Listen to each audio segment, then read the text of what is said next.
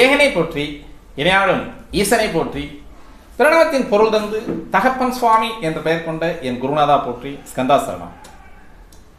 நமது நேயர்களுக்கு தமிழ் புத்தாண்டு வாழ்த்துக்கள் மற்றும் வணக்கங்களும். இன்றைய பதிவு என்ன பார்க்குறோம் அப்படின்னா, நமது தமிழ் புத்தாண்டு நமக்கு என்ன மாதிரியான பலன்களை தருகிறது, எதிர்வரும் விசுவாவசு வருடமானது நமது நேயர்களுக்கு எந்த மாதிரியான சுக பலன்களையும் சுப பலன்களையும் தரப்போகிறது அப்படிங்கிறத நம்ம பார்க்குறோம்.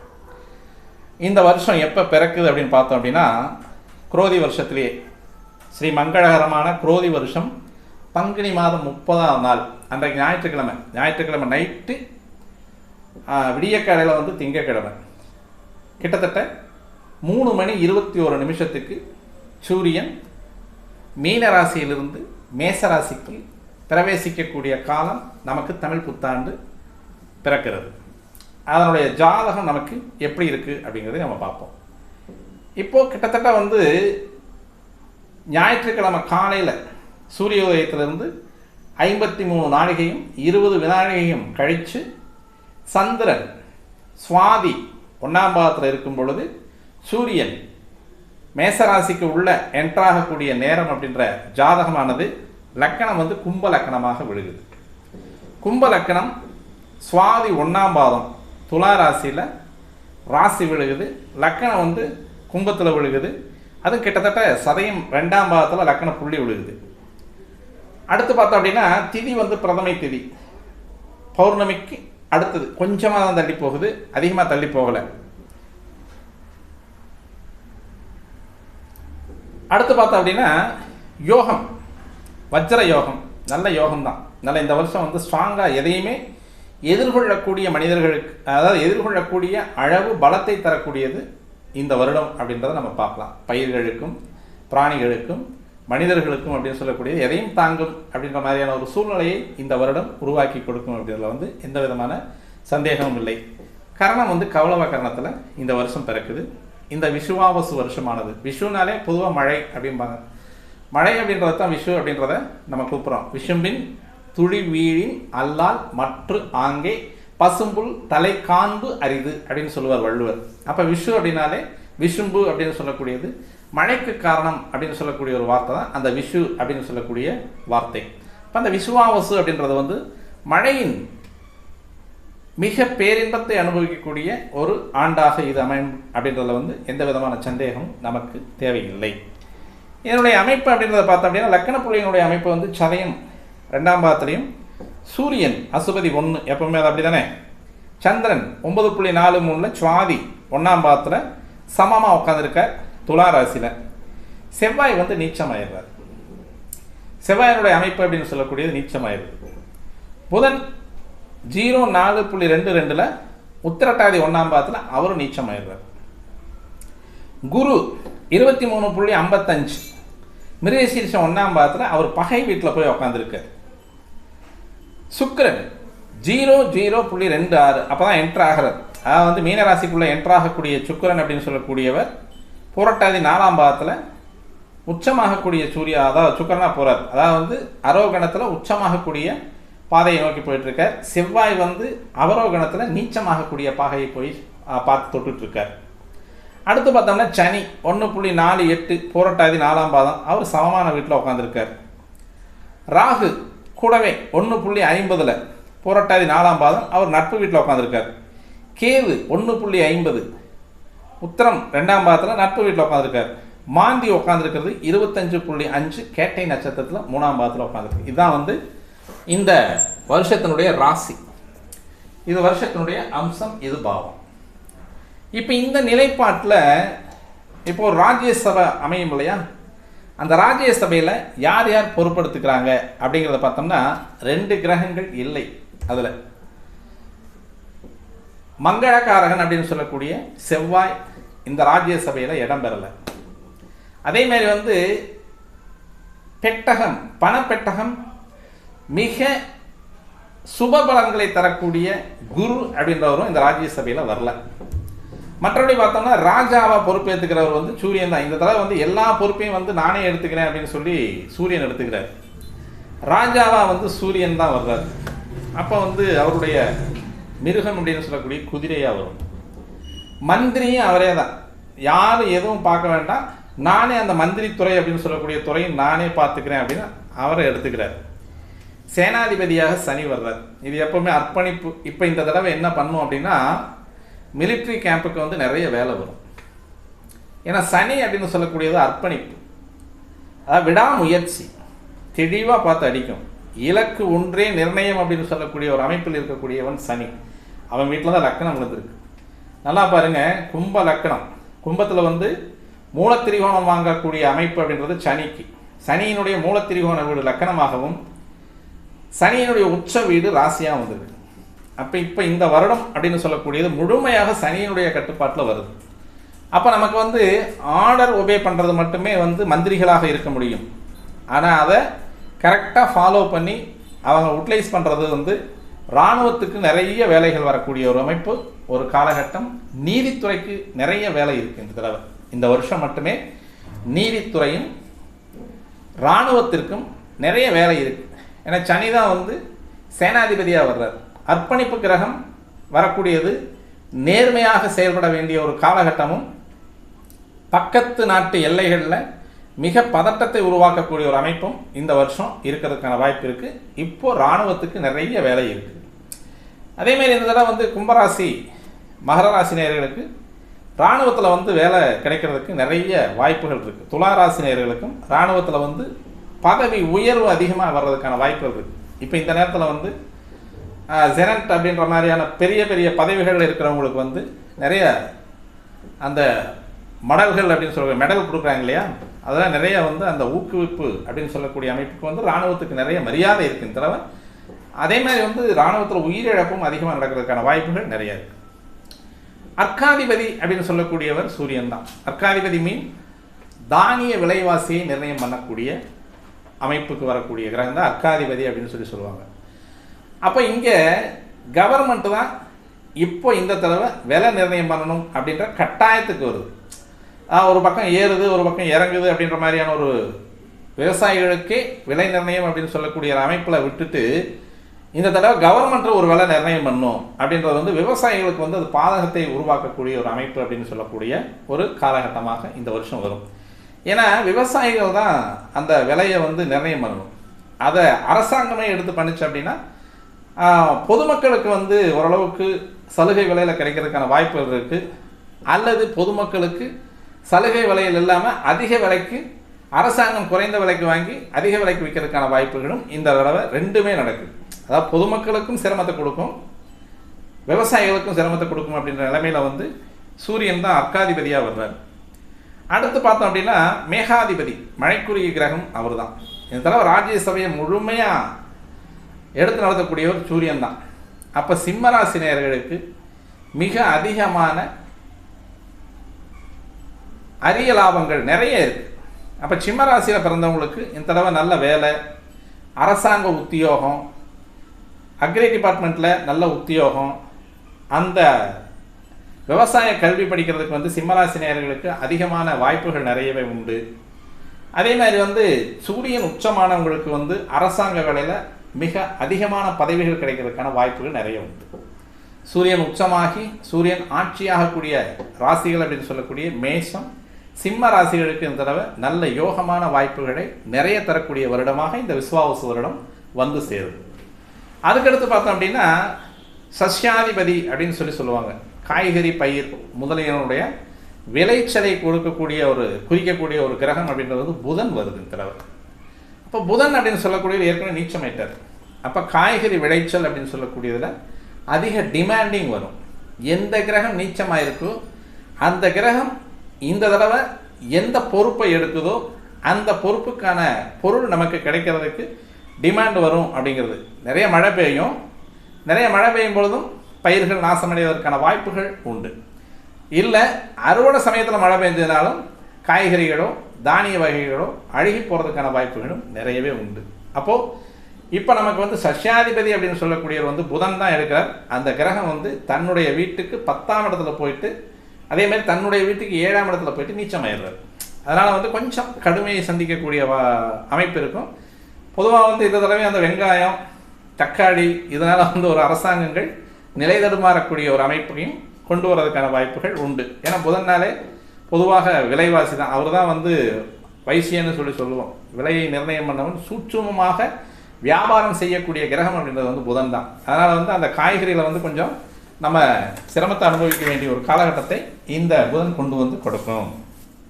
அடுத்து வந்து ரசாதிபதி, அவர் வந்து சுக்கிரன் தான் வர்றார், அவர் உச்சமாகிறார்.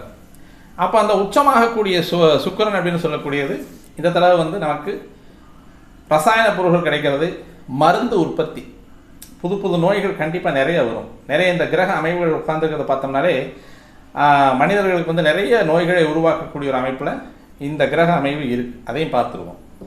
அப்போது ரசாதிபதி அப்படின்னு சொல்லக்கூடிய சுக்கிரன் உச்சமாகி இருக்க 4 10 கிரகம் 4 9 கிரகம் அவர் உச்சமாகி உட்கார்ந்துருக்கிறது அப்படிங்கிறது வந்து நல்ல ஒரு பலனை தரக்கூடிய அமைப்பாக இருக்கும். புது புது வியாதிகளும் புது புது மருந்துகளும் கண்டுபிடிக்கிறதுக்கான வாய்ப்புகள் இந்த வருஷம் உண்டு. கண்டிப்பாக மருத்துவத்துறை அப்படின்றதுல வந்து மிகப்பெரிய புரட்சியை உருவாக்கக்கூடிய ஒரு அமைப்பு அப்படின்றது வந்து இந்த தடவை இருக்கக்கூடிய ரசாதிபதி சுக்கிரன் போயிட்டு உச்சமாகக்கூடிய அமைப்பு. நிறைய ஆன்டிபயோட்டிக்ஸ் கண்டிப்பாக தயாரிப்பாங்க. எதிர்வகை மருந்துகள் ஒரு வியாதிக்கு 3-4 வகையில் எதிர்வினையாற்றும் மருந்துகளை இந்த தடவை நிறைய கண்டுபிடிக்கும். மருத்துவத்தில் இந்த தடவை ஒரு சாதனையை படைக்கும் அப்படின்னே நம்ம சொல்லலாம். நிரசாதிபதி அப்படின்னு சொல்லக்கூடியவர் மீண்டும் புதன் தான் வர்றார். நீர் கட்டுப்பாடு, நீர் மேலாண்மை, இதையெல்லாமே கொடுக்குறவர் வந்து புதன். இந்த தடவை வந்து நிறைய மழை பெஞ்சாலும் அதை சேமிக்கிறதுக்கு வழி இல்லை அப்படின்றத வந்து புதன் சுட்டி காட்டக்கூடிய ஒரு அமைப்பு. இதெல்லாம் எங்கே போய் உட்காந்துருக்காங்க பார்த்தோம் அப்படின்னா, நீர் ராசியில், மீன ராசியில், லக்கணத்துக்கு 2ஆம் இடத்துல சனி, சுக்கிரன், புதன், ராகு, சூரியனுமான இடத்துல தான் உட்காந்துருக்காரு. பாவம் அப்படின்ற இடத்துல வந்து சூரியனும் இங்கே தான் உட்காந்துருக்காரு. சூரியன், சனி, சுக்கிரன், புதன், ராகு 5 கிரக சேர்க்கை லக்கணத்துக்கு 2ஆம் இடம். பொதுவாக வந்து ஒரு இடம் வந்து அதிக கிரக கூட்டு இருந்ததுனாலே அந்த இடம் பாதிக்கும் அப்படின்றத நம்ம தெளிவாக புரிஞ்சுக்கலாம். அப்போ இந்த இடத்துல வந்து சுக்கிரன், புதன், ராகு, சனி, சூரியன். அப்போ இங்கே ராஜா சூரியனுக்கும் சேனாதிபதி சனிக்கும் வந்து ஒரு பொருத்தமில்லாத அமைப்பாக வரக்கூடிய ஒரு காலகட்டம். சில நேரங்களில் இராணுவம் உள்நாட்டை நோக்கி திரும்பக்கூடிய ஒரு காலகட்டத்தையும் இந்த வருடம் செய்யும். ஏன்னா இது வந்து அர்ப்பணிப்பான கிரகம். டெடிக்கேட்டடாக வேலை செஞ்சுட்டு இருக்கும்போது கவர்மெண்ட் வந்து மேலும் ஃபோர்ஸ் கொடுத்தது அப்படின்னா நமக்கு நாட்டுக்கு எதிராக, அதாவது வந்து அரசாங்கத்திற்கு எதிராக இராணுவம் திரும்பக்கூடிய ஒரு காலகட்டமும் உண்டு. அதேமாதிரி இராணுவத்தினுடைய கட்டுப்பாட்டில் கொஞ்ச காலம் வந்து இந்த அரசாங்கம் இருக்கிறதுக்கான வாய்ப்புகளும் இந்த கிரக அமைப்புகள் குடிக்குது. பொதுவாகவே சனி ராகு சேர்க்கை அப்படின்னாலே நிறைய வந்து வியாதிகள் அதிகமாக உற்பத்தி பண்ணி கொடுக்கும் அப்படின்றது உண்மை. சூரியன் சனி சேர்க்கை அப்படின்றது பகை கிரகங்கள் எல்லாமே அந்த இடத்துல உட்காந்துருக்கு பாருங்க. சூரியன் சனி பகை, சூரியன் ராகு பகை. அப்போ இந்த ராகுவோடு சனி நட்பு சேரும் பொழுது, ராகுவோடு சுக்கிரன் நட்பு சேரும் பொழுது, புதன் இவங்க எல்லாத்துக்குமே அவர் ஐக்கியமாயிக்குவார். அப்போது 4 கிரகங்கள் அப்படின்னு சொல்லக்கூடிய புதன், சுக்கிரன், சனி, ராகு அப்படின்னு சொல்லக்கூடியது 2ஆம் இடத்தில் சேரக்கூடிய ஒரு அமைப்பு அப்படின்னு சொல்லக்கூடியது பொருளாதார வீழ்ச்சியை கண்டிப்பாக சந்திக்கக்கூடிய ஒரு காலகட்டம் உண்டு. பணவீக்கத்தை நாடு சந்திக்கும். அதே மாதிரி வந்து இந்த அமைப்பில் வட மாநிலங்களில், வடநாடுகளில் வந்து இருக்கக்கூடிய அந்த பனிப்பாறைகள் உருகி வருவதற்கான வாய்ப்புகளும் இந்த இடத்துல உண்டு. நீர்ராசியில் இத்தனை கிரகங்கள் உட்காந்து, நீர்ராசிலேயே நீர் கிரகம்ன்ற சனியும், அந்த சனியை மிக அதிகமாக ஊக்குவிக்கக்கூடிய ராகுவும் அந்த இடத்துல உட்கார்ந்துருக்கிறது. கூடவே சுக்கிரன் அப்படின்னு சொல்லக்கூடிய கிரகம் உச்சத்தில் இருக்கக்கூடிய அமைப்பு. இந்த சுக்கிரன் அப்படின்றது வந்து இந்த லக்கணத்துக்கு 4 9 கூடையவன் அந்த இடத்துல உச்சமாக இருக்கான். இந்த லக்கணத்துக்கு 5 அட்டமாதிபதி அப்படின்னு சொல்லக்கூடிய புதன் நீச்சமாயிடலாம். அப்போது இங்கே லேசாக நமது நாட்டிற்கான ஒரு அமைப்பில் ஒரு கௌரவ வீழ்ச்சியும் இருக்கக்கூடிய ஒரு அமைப்பு கண்டிப்பாக இந்த கிரக அமைப்புகள் சுட்டி காட்டுது. இந்த இடத்துல இருக்கக்கூடிய புதன் அப்படின்னு சொல்லக்கூடிய இவர் எதாவது வர்றார், நிரசாதிபதியாகவும் வர்றாரு, சஷ்யாதிபதியாகவும் வர்றார். அப்போ இங்கே இந்த நாட்டினுடைய நிலைப்பாடு அப்படின்றது வந்து கொஞ்சம் கடுமையை சந்திக்கக்கூடிய வருடமாக இருக்கும். வருஷம் நல்ல வருஷம்தான். அந்த வருஷம் பிறக்கக்கூடிய ஜாதகம் அப்படின்றது வந்து கொஞ்சம் கடுமையை தரக்கூடிய ஒரு அமைப்பாக இருக்குது. பொதுவாகவே நீர் ராசியில் இருக்கக்கூடிய கிரகங்கள் கெடு கிரகங்களாக இருக்கும் பொழுது சனி வந்து நட்பு அந்த ராசிக்கு கூட ராகு சேர்றார். அப்போ அந்த ராகு அப்படின்னு சொல்லக்கூடிய கிரகம் சூரியனை மிக முழுமையாக கிரகண தோஷத்திற்கு ஆட்படுத்தக்கூடிய ஒரு அமைப்பு அப்படின்றதுனால கண்டிப்பாக இந்த நேரம் நமக்கு இராணுவத்திற்கும் அரசாங்கத்திற்குமான முரண் நிறைய வர்றதுக்கான வாய்ப்புகள் உண்டு அப்படிங்கிறத நம்ம சொல்லலாம். அப்போ 3ஆம் இடம் அப்படின்னு சொல்லக்கூடிய இடத்துல சூரியன் இருக்கார். இதற்கு 7ஆம் இடத்து அதிபதி அப்படின்னு சொல்லக்கூடிய சூரியன் 3ஆம் இடத்துல உச்சமாகிறார். லக்னத்துக்கு 7ஆம் இடத்துக்குடையவன் வந்து 3ஆம் இடத்துல உச்சமாகக்கூடிய அமைப்பு அப்படின்னு சொல்லக்கூடியது. இந்த நேரம் நமக்கு பொதுமக்களினுடைய நன்மை அப்படின்னு சொல்லக்கூடியது, பொதுமக்களின் நன்மையில் சலுகை காட்டக்கூடிய அவசியத்திற்கு அரசாங்கம் வந்தாக வேண்டிய ஒரு சூழ்நிலையும் இந்த இடத்துல கொடுக்குது. அதே மாதிரி வந்து இந்த லக்கணத்துக்கு 4ஆம் இடம் அப்படின்னு சொல்லக்கூடிய இடத்துல லாபாதிபதி அப்படின்னு சொல்லக்கூடியவனும் தனாதிபதி அப்படின்னு சொல்லக்கூடியவனும் 4ஆம் இடத்தில் இருக்கக்கூடிய அமைப்பு அப்படின்னு சொல்லக்கூடியது. பொதுவாக குரு அந்த இடத்துல வந்து பகை அப்படின்ற ஒரு சாரம் வாங்கி உட்கார்ந்துருக்கக்கூடிய அமைப்பு. இந்த குருவை சனியும் ராகுவும் பார்க்கக்கூடிய அமைப்பு அப்படின்னு சொல்லக்கூடியது பொருளாதாரத்தில் மீண்டும் பல சிக்கல்களை சந்திக்கக்கூடிய நாடாக நமது நாடு இந்த தடவை இருக்க போகுது. Total of India. அதுக்கடுத்து வந்து 5ஆம் இடத்து அதிபதி அப்படின்னு சொல்லக்கூடியவர் 2ஆம் இடத்துக்கு வர்றது நல்லது. 8ஆம் இடத்து அதிபதி மீண்டும் 2ஆம் இடத்துல இருந்து அவர் தனது வீட்டை பார்க்கக்கூடிய ஒரு அமைப்பு அப்படின்றது 2 விஷயங்கள் நடக்கிறதுக்கான வாய்ப்புகள் உண்டு. இளம் சிறுமிகளுக்கு திருமணம் அப்படின்னு சொல்லக்கூடிய ஒரு அமைப்பு வரும். ஏன்னா புதன் நாளே மிக மிக இளமை. சுக்கிரனும் உச்சமாயிடுறான், ராகுவோடு சேர்றான்.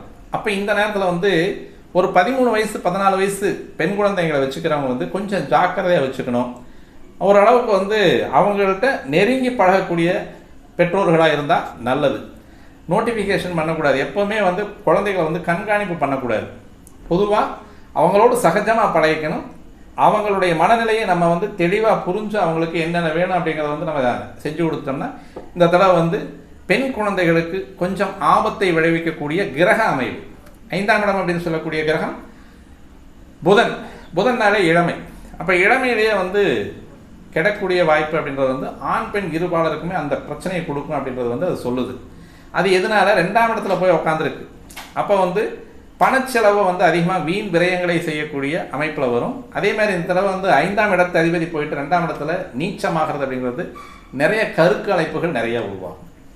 அதேமாதிரி 4ஆம் இடம் அப்படின்னு சொல்லக்கூடியதும் 9ஆம் இடம் அப்படின்னு சொல்லக்கூடிய இடத்துக்கு சொந்தக்கார கிரகம் சுக்கிரன் போயிட்டு அந்த இடத்துல அதாவது உச்சமாகிறதும் கூடவே ராகு இருக்கிறது வந்து சரியில்லாத ஒரு அமைப்பு. இப்போ பெண்கள் இந்த வருடம் தனது பாதுகாப்புக்கு தெளிவான ஒரு வட்டத்தை போட்டு வச்சுக்கிட்டிங்கன்னா நல்லாயிருக்கும். அப்படி இல்லை அப்படின்னா கொஞ்சம் சங்கடமான ஒரு வாழ்க்கையை சந்திக்கக்கூடிய ஒரு காலகட்டமாகவும் இது வரும். இப்போ அதேமாதிரி சுக்கிரன் அப்படின்றது வந்து உச்சமாக இருக்கிறதுனால நிறைய பேர்த்துக்கு திருமண வைபவம் அப்படின்றத வந்து கைவிடுறதுக்கான வாய்ப்புகள் நிறையவே இருக்குது. அது 4ஆம் இடத்து அதிபதி 2ஆம் இடத்துல போய் உட்கார்றது, தனஸ்தானம் குடும்பஸ்தானம் அப்படின்னு சொல்லக்கூடிய இடத்துல பாக்கியாதிபதியும் 2ஆம் இடத்துல போய் உட்கார்றது நல்ல அமைப்பு. பெண்களுக்கு அது நிறைய பேர்த்துக்கு வந்து இந்த இப்போ லேட் மேரேஜ் அப்படின்னு சொல்லிட்டு இருக்கிறது வந்து இன்னும் எங்கள் இப்போ பொண்ணுக்கு வந்து மாப்பிள்ளையை அமையலை அப்படின்னு சொல்லிட்டு இருக்கிறவங்களுக்கெல்லாம் இது ஒரு நல்ல விடிவு காலம். இந்த வருடம் அருமையாக வந்து வாய்க்கும் அப்படின்றது வந்து நம்ம எந்த விதமான பிரச்சனையும் சந்தேகமும் தேவையில்லை. அதேமாதிரி 2 10 கிரகம் நீச்சமாயிடுறார். பொதுவாக செவ்வாய் நீச்சமானாலே பயிர் தொழில் வந்து கொஞ்சம் கடுமையை சந்திக்கும். அதே மாதிரி வந்து நிலம் அப்படின்னு சொல்லக்கூடிய இப்போ போடுறாங்க இல்லையா, ப்ரொமோட்டர்ஸ் எல்லாம் போடுறாங்கல்ல, அந்த நிலம் வாங்கக்கூடியது நிலம் விற்கக்கூடிய அந்த அமைப்பில் வந்து புதன் கெடுறதுனால அந்த டாக்குமெண்ட் பண்ணக்கூடிய ஒரு அமைப்பும், அதே மாதிரி வந்து இப்போது இடம் வீடு சொத்து வாங்கிறது அப்படிங்கிறது வந்து கொஞ்சம் கேள்விக்குறியாக இருக்கக்கூடியது. அதுலேயும் பல சிக்கல்களை உருவாக்கக்கூடிய ஒரு அமைப்பாக இருக்கும். ஒரு இடத்த வாங்கியிருப்போம், அதுக்காக டாக்குமெண்ட் சரியில்லாமல் ஏதோ ஒரு வில்லங்கம் பார்த்து தான் வாங்கியிருப்போம். அதே மாதிரி ஈஸி பார்த்து வாங்கியிருப்போம், வில்லங்கம் பார்த்து வாங்குகிறோம். அதே மாதிரி வந்து நமக்கு லீகலைஸ் பார்த்து வாங்கினாலுமே அதில் ஏதோ ஒரு வில்லங்கத்தை கொண்டு வந்து கொடுக்கறதுக்கான வாய்ப்புகள் நிறையவே இந்த இடத்துல உண்டு. அப்போ பூமி இப்போ வாங்குறவங்க, வீடு வாங்குறவங்க, இடம் வாங்குறவங்க தெளிவாக பார்த்து வாங்கணும் அப்படின்றத சொல்லுது. செவ்வாய் நீச்சமானதே பொதுவாக ஆண்களுக்கும் அவர்களுடைய உடல்நிலை வந்து கொஞ்சம் கடுமையை தரக்கூடிய ஒரு அமைப்பாக இருக்கும். அப்போ இந்த நேரத்தில் வந்து ஆண் அப்படின்ற ஒரு கிரகம் வந்து நீச்சமாகக்கூடிய நீச்சத்துக்கு போகலை. இப்போ தான் அவர் எந்த இடத்துக்கு போயிருக்கார் அப்படின்னா 4 டிகிரியில் தான் பூச நட்சத்திரத்தில் தான் உட்காந்துருக்கார். லக்னாதிபதியினுடைய நட்சத்திரத்தில் தான் உட்காந்துருக்கார். அப்போ அது வந்து பெருசாக வந்து பாதிக்கிறதுக்கு இல்லை. ஆனால் 3ஆம் இடத்து அதிபதி அப்படின்னு சொல்லக்கூடியவர், அதே மாதிரி வந்து 10ஆம் இடத்து அதிபதி அப்படின்னு சொல்லக்கூடியவர் போயிட்டு எந்த கிரகமே வந்து லக்கணத்தை நோக்கி வரலாம், லக்கணத்திலிருந்து வெளியே போகக்கூடாது. 10ஆம் இடத்து அதிபதி அப்படின்னு சொல்லக்கூடியவர் வந்து லக்கணத்துக்கு 6ல் போயிட்டு நீச்சமாகக்கூடிய அமைப்பு. 3ஆம் இடத்து அதிபதி அப்படின்னு சொல்லக்கூடியவர் வந்து இங்கே நீச்சமாகக்கூடிய அமைப்பு அப்படின்றது வந்து தொழில் சார்ந்த பிரச்சனைகளில் நம்ம சவாலை சந்திக்க வேண்டிய ஒரு காலகட்டமும் இந்த வருடம் இருக்குது அப்படிங்கிறத வந்து மனசில் வச்சுக்கணும். எல்லாத்துக்குமே இது கவர்மெண்ட்டுக்கு மட்டுமே அல்ல, நம்ம எல்லாத்துக்குமே வந்து தொழில் சார்ந்த ஒரு அமைப்பில் நமக்கு வந்து கொஞ்சம் கடினமான ஒரு விஷயத்தை கொடுக்கும். பணவீக்கம் அதிகமாகும். அதே மாதிரி வந்து தொழிலில் வந்து நிறைய மாற்றங்கள் இருக்கும். நிறைய தொழில்கள் அடிபட்டு போகும். அப்போ தொழில்கள் அடிபட்டுன்னா கர்மாதிபதி போயிட்டு நீச்சமாகறான், 3ஆம் இடத்து அதிபதி நீச்சமாகறான். அப்போ அந்நிய செலாவணி அப்படின்னு சொல்லக்கூடிய நமக்கு வருவதற்கு கொஞ்சம் சிரமமான ஒரு வாய்ப்பை தரக்கூடிய ஒரு காலகட்டம் இந்த செவ்வாயினுடைய நீச்சம் அப்படின்றது வந்து. அதே மாதிரி 8ஆம் இடம் அப்படின்னு சொல்லக்கூடிய இடத்துல கேது போய் உட்காந்துருக்கார். இது கன்னிராசியில் கேது வந்து நன்மை தரக்கூடிய அமைப்பு. ஆனால் சனி, சுக்கிரன், புதன், சூரியன் இந்த கிரகங்களுடைய பார்வையில் 8ஆம் இடத்துல இருக்கக்கூடிய கேது அப்படின்றது வந்து நிறைய நீர்நிலையில் பெண்களுக்கு ஆபத்து நிறையா இருக்குது. ஏன்னா கன்னிராசி அது பெண் ராசியில் போய் கேது உட்கார்ந்துருக்கிறது. அஷ்டமஸ்தானம் அப்படின்னு சொல்லக்கூடிய இடத்துல தனித்து விடப்பட்ட கிரகம், தனிமை விரும்பி கிரகம். ஏன்னா அந்த கேது எப்பவுமே வந்து தடையை கொடுக்கறது, தனிமையை விரும்பக்கூடிய ஒரு அமைப்பு. இதை ராகுவும் பார்க்குறார், சனியும் பார்க்குறார். ஏன்னா 12 குடையவர் 8 பார்க்கறது, லக்கணாதிபதி 8 பார்க்கறது. அதே மாதிரி வந்து ராகு புதன் இந்த ராசிக்கு சொந்தக்கார கிரகம் 8ஆம் இடத்ததிபதி மீண்டும் 8ஆம் இடம் அப்படின்னு சொல்லக்கூடிய இடத்தை பார்க்கறது அப்படிங்கிறது வந்து இந்த இடத்துல நிறைய இடம் பெண்களுக்கு நீர்நிலைகளில் ஆபத்து அதிகமாக இருக்குது. அதனால் வந்து கொஞ்சம் பார்த்து ஜாக்கிரதையாக நீர்நிலைகளுக்கு போகக்கூடிய கிணத்துக்கு தண்ணி கொண்டு வரக்கூடிய பெண்களோ அல்லது ஆறு குளங்களில் குளிக்க போகிறவங்களுக்கு, அதேமாதிரி மழையில் கூட நனையிறது அப்படிங்கிறது வந்து கொஞ்சம், ஏன்னா அந்த நேரத்தில் வந்து எலக்ட்ரிசிட்டி ஷாக்கெல்லாம் வர்றதுக்கான வாய்ப்பு இருக்குது. கொஞ்சம் ஜாக்கிரதையாக இருந்துக்கிட்டிங்கன்னா நன்மையை தரக்கூடிய ஒரு அமைப்பாக இருக்கும். அதேமாதிரி வந்து 9ஆம் இடம் அப்படின்னு சொல்லக்கூடிய இடத்துல 6ஆம் இடத்ததிபதி சந்திரன் அந்த இடத்துல போய் உட்காந்து இப்போ வந்து இந்த இடத்துல பெண்களுக்கு தான் வந்து கொஞ்சம் அதிகமான ஆபத்தை தரக்கூடிய ராகுனுடைய சாரத்தில் உட்காந்துருக்கார். ராகு சனியோடு சேர்ந்திருக்கார், ராகு வந்து சுக்கரனோடு சேர்ந்திருக்கார். அப்போது அவப்பெயர், அவமானம், அதேமாதிரி வந்து விபத்து, ஆபத்துக்களை சந்திக்கக்கூடிய அமைப்பு அப்படின்றது வந்து பெண்களுக்கும் கொஞ்சம் அதிகமாக இருக்குது. சுக்கிரன் உச்சமாக இருக்கக்கூடிய ஒரு அமைப்பு அப்படின்றது வந்து நல்ல அமைப்பாக இருந்தாலும் வீண் பழி, வீண் கெடு சொற்கள் அப்படின்னு சொல்லக்கூடியதை வந்து பெண்கள் வாங்குறதுக்கு தயாராக இருக்கக்கூடிய ஒரு அமைப்பில் இந்த வருஷம் அப்படின்றது வந்து பிறக்குது அப்படின்றத நம்ம ஞாபகத்தில் வச்சுக்கணும். அப்போது கொஞ்சம் திருமணத்திற்கு முன்பு இருக்கக்கூடிய பெண்கள், குழந்தைகள் கொஞ்சம் ஒரு தன்னுடைய பாதுகாப்பு வளையத்தை அதிகப்படுத்திக்கிட்டிங்கன்னா நல்லாயிருக்கும் அப்படின்றத வந்து இந்த வருட ஜாதகம் அப்படின்றது வந்து சுட்டி காட்டுது. அதேமாதிரி வந்து 11ஆம் இடத்ததிபதியும் 2ஆம் இடத்ததிபதியும் லக்கணத்துக்கு 4ல் உட்காந்துருக்கிறது. மீண்டும் இந்த குருவனுடைய பார்வை அப்படின்னு சொல்லக்கூடியது 7ஆம் இடமாக 11ஆம் இடத்துக்கு விழுகிறதும், 5ஆம் பார்வையாக 8ஆம் இடத்திற்கு விழுகிறதும், 9ஆம் பார்வையாக லக்கணத்துக்கு 12ஆம் இடத்துக்கு விழுகிறது அப்படிங்கிறது வந்து ஓரளவுக்கு நன்மையை தரக்கூடிய ஒரு அமைப்பாக தான் இருக்குது. அப்போ வந்து 8, 10, 12 இந்த பார்வைகளில் வந்து குருவனுடைய பார்வை இருக்கிறது அப்படின்றதுனால நல்ல வழிபாடு, தெய்வ வழிபாடு, தெய்வ சிந்தனை, ஆலய வழிபாடு இதையெல்லாம் நீங்கள் போயிட்டீங்க அப்படின்னா ஓரளவுக்கு உங்களுக்கு நன்மையை தரக்கூடிய வருடமாக இந்த விசுவாவசு வருடம் இருக்கும் அப்படின்றத நம்ம மனசில் வச்சுக்கிட்டோம்னா நல்லது. அப்போ செவ்வாய் குரு அப்படின்றவங்க வந்து ராஜ்யசபையில் இல்லை. அப்போ பொருளாதார தட்டுப்பாடும், நிலம் வாங்குவது விற்பது அப்படின்னு சொல்லக்கூடிய ரெஜிஸ்ட்ரேஷன், அதாவது வந்து இப்போ நமக்கு வரக்கூடிய பதிவுத்துறையில் பல மாற்றங்கள் நிகழ்வதற்கான வாய்ப்பு இருக்குது. அதே மாதிரி வந்து அந்நிய நாடுகளோடு நமது நாட்டு பிரதேசங்கள், அதாவது நமது நாட்டு எல்லைக்காக போராட வேண்டிய ஒரு காலகட்டம் உண்டு. அதற்காக பண விரயமும் நிறையாகும். அப்போ நாட்டுக்குள்ளே வந்து பண பற்றாக்குறை அப்படின்னு சொல்லக்கூடியது நிறையவே வர்றதுக்கு வாய்ப்பு இருக்குது. அதெல்லாம் நம்ம வந்து கொஞ்சம் அனுசரணையை பார்த்து நம்ம நடந்துக்கணும். சரி, 12 ராசிக்காரர்களுக்கு எப்படி இருக்கும் இந்த வருடம் அப்படின்றது வந்து தலையாய ராசி மேசராசி கண்டிப்பாக மோசம் போகாது, நல்லா இருக்கு. தெளிவான ஒரு 12ல் வந்து கெடுக்கிரகங்கள் நிறையா இருக்குது. அந்த 12ல் வந்து கெடுக்கிரகங்கள் நிறையா இருக்கிறதுனால வந்து கொஞ்சம் வருட ஆரம்பத்தில் வந்து நமக்கு தூக்கமின்மை, அதிகப்படியான செலவு சுமை இப்போ அப்படி தான் இருக்குது. மேசராசிக்கு வந்து சனி வந்து மீனராசிக்கு போன உடனேவும் எல்லா வேலையும் பண்ண ஆரம்பிச்சிருச்சு. கூடவே அந்த இடத்துல வந்து சூரியனும் இருக்கார். சுக்கிரனும் இருக்குது, ராகுவும் இருக்குது. இந்த மேசராசிக்கு 2 7 கூடிய மாரகாதிபதி அங்கே தான் உட்காந்துருக்காரு.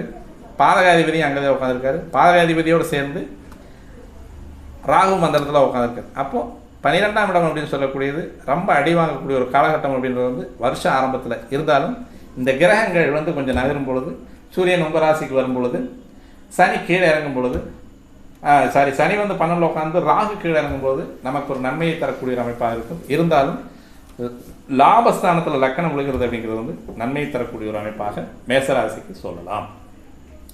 அடுத்து ரிஷபராசிக்கு வந்து தொழில் ரீதியாக நல்ல ஒரு முன்னேற்றத்தையும் வளர்ச்சியும் தரக்கூடிய ஒரு ஆண்டு இந்த ஆண்டு. நல்லா பார்த்துக்கிட்டீங்க அப்படின்னா தொழில் ரீதியாக உங்களுக்கு நல்ல லாபத்தை தரக்கூடிய ஆண்டாக வருகிறது. எல்லா விஷயத்திலுமே வந்து ரிஷபராசி இந்த தடவை வந்து நல்லாவே இருக்குது. வந்து கிரக பயிற்சிகள் மூலமாகவும் 11க்கு வரக்கூடிய சனி, 10க்கு போகக்கூடிய ராகு, உங்களிலிருந்து 2ஆம் இடத்துக்கு போகக்கூடிய குரு, 10ஆம் இடத்துல ராகு குரு பார்வை அப்படின்னு சொல்லக்கூடிய அமைப்புலையெல்லாம் வந்து ரிஷபராசியின் தடவை வந்து நல்லாவே இருக்குது. நிறைய பேர் வந்து கொஞ்சம் சிரமம் அப்படின்னு சொல்லிட்டு இருக்கீங்க. தொழில் ரீதியாக இப்போ இந்த தடவை உங்களுக்கு வந்து நல்ல முன்னேற்றத்தை தரக்கூடிய வருடமாக இந்த வருடம் அமையும். மிதுனம், இந்த இடத்துல வந்து நல்ல கல்வி மற்றும் தெய்வ சிந்தனை, தெய்வ வழிபாடு, ஆலயம் கட்டி கும்பாபிஷேகம் பண்ணக்கூடிய அமைப்பு. ராசிநாதன் போயிட்டு சுக்கிரனோடு உட்காந்துருக்காரு, சூரியனோடு உட்காந்துருக்காரு. உங்களுக்கு 3 குடையவன், அந்த 3 குடையவனோடு சேரக்கூடிய ஒரு அமைப்பு அப்படின்றது வந்து இந்த லக்னத்தில் இந்த நேரத்தில் சூரியன் வந்து மீனராசியில் தான் இருக்கார். மேசராசிக்கு அப்படி எடுத்து வைக்கக்கூடிய காலத்தில் தான் நம்ம இந்த கணிதத்தை போட்டிருக்கோம். அதனால் பாவத்தில் வந்து சூரியன் இந்த 5 கிரக கூட்டோடு தான் மிதுன ராசிக்கு 10ஆம் இடம் அப்படின்னு சொல்லக்கூடிய கர்மஸ்தானத்தில் இருக்கிறதுனால பொதுவாக கர்ம காரியங்களை, அதாவது தெய்வ நித்தியம் அப்படின்னு சொல்லக்கூடிய கர்ம காரியங்களை மிக தெளிவாக செஞ்சீங்க அப்படின்னா உண்மையிலேயே உங்களுக்கு வந்து நல்ல ஒரு முன்னேற்றமான பலன் கண்டிப்பாக உண்டு அப்படிங்கிறது வந்து இந்த வருட ஜாதகம் உங்களுக்கு சொல்லுது. அடுத்து பார்த்தோம் அப்படின்னா கடகம், இது கொஞ்சம் சிரமத்தை கொடுக்கக்கூடிய ஒரு அமைப்பாக இருக்குது. 9ஆம் இடத்துல எல்லா கிரகங்களும் உட்காந்துருக்கு, லக்கணம் வந்து 8ஆம் இடத்துல உட்காந்துருக்கிறது அப்படிங்கிறதுனால கொஞ்சம் உங்களுக்கு ஏற்கனவே இருக்கக்கூடிய கடன் தொல்லை வழக்குகளில் கொஞ்சம் இன்னும் அதிகமான திருப்பத்தை உருவாக்கி நமக்கு சாதகமல்லாத ஒரு பலன்களை தரக்கூடிய ஒரு அமைப்பு கடகராசினியர்களுக்கு. சனி போயிருக்கார் 9ஆம் இடத்துக்கு, சனி கோச்சார ரீதியாக போயிருக்கார். ஆனால் 8க்கு ராகு வர்றது அப்படின்றது வந்து சனி 8ல் இருந்தால் நல்லது, ஓரளவுக்கு மாணவ மனத்தை தாங்குற அளவுக்கு வந்து பலனை கெடுபலன் கொடுப்பார். ராகு இருந்தால் கொஞ்சம் தொல்லை கொடுக்குறவராக இருக்கார். அதனால் கடகராசினியர்கள் வந்து விபத்து, வழக்கு இதெல்லாம் வந்து கொஞ்சம் சந்திக்க வேண்டிய சூழல் இருக்கும். உங்களுக்கான வழிபாடு அப்படின்றத வந்து நீங்கள் எடுத்துக்கக்கூடிய ஒரு அமைப்பில் இருக்கிறது என்ன அப்படின்னு பார்த்தோம் அப்படின்னா முருகன் வழிபாடு. முருகனுடைய வழிபாடு நீங்கள் எடுத்துக்கிட்டீங்கன்னா நல்லாயிருக்கும். அதே மாதிரி வந்து இந்த பிரேத காரியங்களுக்கு உங்களால் முடிஞ்ச அளவுக்கு ஏதோ ஒரு உதவி செய்யுங்க, இது ஒரு நல்ல பரிகாரமாக வரும். மற்றபடி வந்து நீங்கள் பெருசாக வந்து பயந்துக்கணுங்கிற அவசியம் கிடையாது. இந்த பிரேத அடக்கத்துக்கு வந்து யாராவது நமக்கு தெரிஞ்சவங்க அல்லது ஊருக்குள்ளே யாராவது எடுத்து அடக்கம் பண்ண முடியாத அளவுக்கு ஜிஹெச்லாம் பார்த்தோம்னா அனாதைகள் அப்படின்றவங்க வந்து போயிடுவாங்க. அதை எடுத்து அடக்கம் பண்ணுற ஒரு வேலை அப்படின்றது வந்து கர்மாவை மிக அருமையாக கழிக்கக்கூடிய ஒரு அமைப்பு. அதுக்கு தான் உங்களால் முடிஞ்சால் உதவிங்க. அதே மாதிரி வந்து ஜிஹெச்சில் மார்ச்சுரியில் இருக்கிறவங்களுக்கு உங்களால் முடிஞ்ச உதவி செய்யுங்க. அதேமாதிரி கசால்ட்டி வார்டில் இருக்கக்கூடிய தொழிலாளிகளுக்கு, அங்கே இருக்கக்கூடிய டாக்டர்களுக்கு செய்ய சொல்ல தொழிலாளிகளுக்கு நீங்கள் செஞ்சீங்கன்னா கடகராசி நேயர்களுக்கு இன்னும் சிறப்பாக இருக்கும். ஏன்னா உங்கள் ராசியில் தான் வந்து உங்களுடைய ராசிக்கு 5 குடையவன் அப்படின்னு சொல்லக்கூடிய செவ்வாயும், உங்களுடைய ராசிக்கு 10 குடையவன் அப்படின்னு சொல்லக்கூடிய செவ்வாயும் இங்கே வந்து நீச்சமாகலாம். அப்போது 5 10 அப்படின்னு சொல்லக்கூடிய அமைப்பில் இருக்கக்கூடிய செவ்வாய் உங்கள் ராசியில் வந்து நீச்சமாகி இந்த வருஷம் பிறக்குது. அப்படின்றதுனால கர்ம காரியங்களை நீங்கள் தவறாமல் செஞ்சீங்கன்னா நல்லா இருக்கும் அப்படின்றத இந்த வருஷம் சொல்லுது. சிம்மம் நல்லா இருக்கும். உங்களுக்கு 11ஆம் இடத்துலேயே லக்கணம் விழுகுது. 12ல் வந்து உங்களுக்கு அதாவது 7ஆம் இடத்துல வந்து லக்கணம் விழுகுது. 8ஆம் இடத்துல கிரகங்கள் வந்து அடர்வாக நிற்குது. இப்போ 8ஆம் இடத்துல எல்லாமே போய் மறைஞ்சிடுறாங்க. மறையக்கூடிய கிரகம் அப்படின்றது வந்து லாபாதிபதியும் தனாதிபதியும் போயிட்டு மறைஞ்சிடுறாரு. மறையக்கூடிய ஒரு அமைப்பு அப்படின்னு சொல்லக்கூடியதில் 8ஆம் இடம் வலுக்குது. இருந்தாலும் சனி இருக்குது. 7ஆம் இடம் லக்கணமாக விழுகுது. 7ஆம் இடம் லக்கணமாக விழுகும்போது இந்த வருஷத்தினுடைய ராஜாவாகவும் நீங்கள் தான், மந்திரியாகவும் நீங்கள் தான், அர்க்காதிபதியும் நீங்கள் தான், மேகாதிபதியும் நீங்கள் தான். கிட்டத்தட்ட வந்து 4 பொறுப்புகளை எடுக்கக்கூடிய அமைப்பு அப்படின்றது வந்து இந்த தடவை சிம்ம ராசிக்கு வந்து சமுதாயம் நல்ல ஒரு ஆரோக்கியமான அனுசரணையான நட்பாக இருக்கும் லக்கண ரீதியாக. 8ஆம் இடம் அப்படின்னு சொல்லக்கூடியது கொஞ்சம் சின்ன சின்ன விபத்துகளையும் விபரீதங்களையும் சந்திக்கக்கூடிய ஒரு காலகட்டம் வந்து இந்த சிம்மராசி நேயர்களுக்கு இருக்குது. சந்தோஷத்தில் மிதக்காமல் ஓரளவுக்கு நமக்கு கிடைச்சிருக்கு அப்படின்ற மாதிரியான ஒரு அமைப்பில் நீங்கள் போட்டிங்கன்னா நல்லாயிருக்கும். மற்றபடி வந்து பெருசாக வந்து உங்களுக்கு சிரமத்தை சொல்லக்கூடிய ஒரு அமைப்பு கிடையாது. ஐயப்பன் வழிபாடு பண்ணிக்கிங்க, நல்லாயிருக்கும். 8ஆம் இடத்துல வந்து சனி, ராகு, சுக்கிரன், புதன், சூரியன் இவங்க எல்லாமே வர்றாங்க.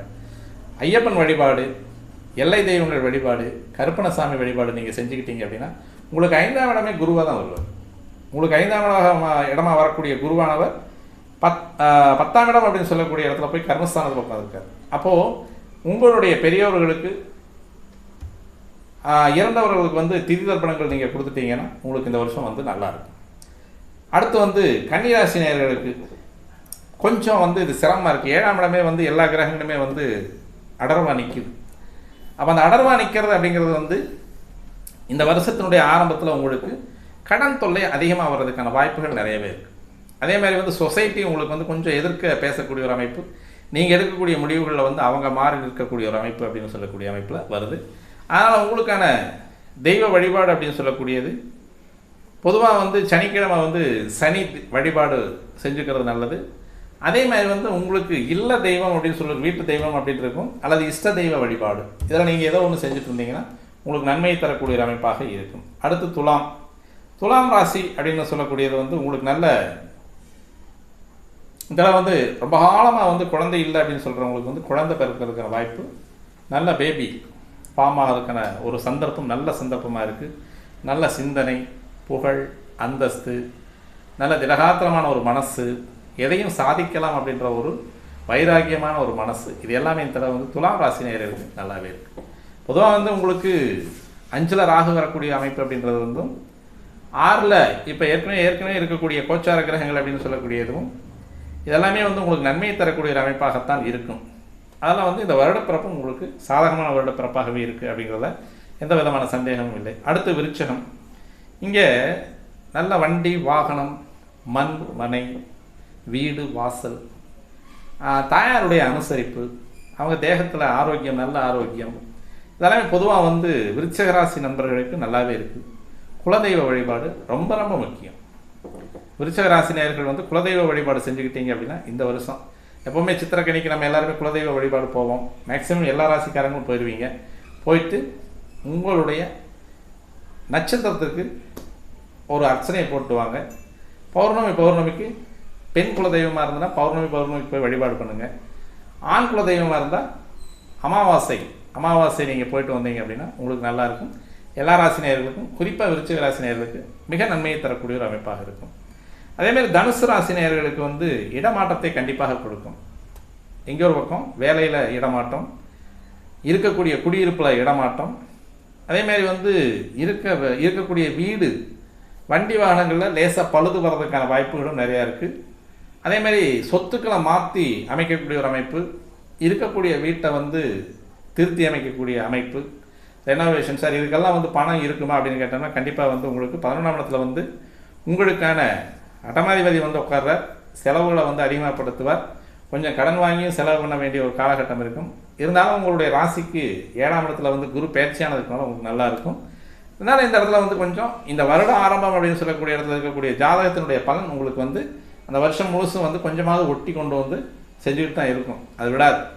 அதனால் வந்து அந்த இடமாற்றத்தையும் உங்களுக்கான சௌகரியத்துக்கான இடமாற்றத்துக்கான வாய்ப்புகளை நீங்கள் தேடிக்கலாம். உங்களுடைய வீடு, வண்டி, வாகனங்களில் வந்து பழுதுகள் இருந்தால் அதை நீக்கிக்கலாம். அடுத்து மகரம். நல்ல வருமானம், தொழில், ஏற்கனவே 7 சனி வெளியே போகுது.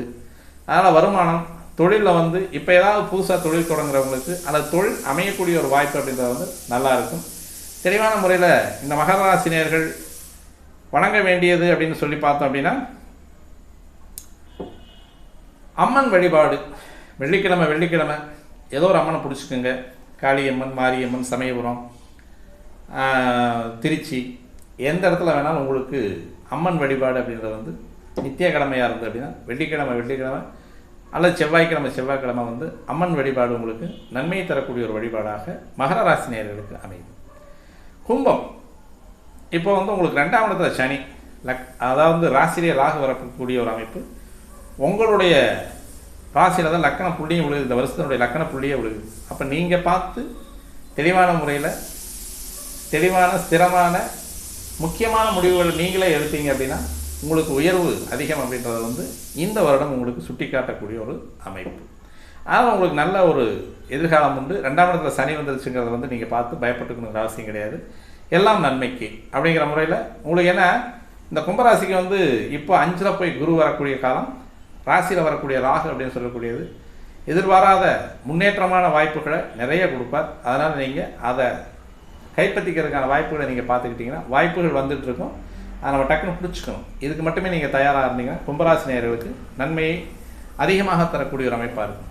மீனம், உங்கள் இடத்துல எல்லா கிரகங்களும் வந்து வட்டம் போட்டு உட்காந்துருக்கு.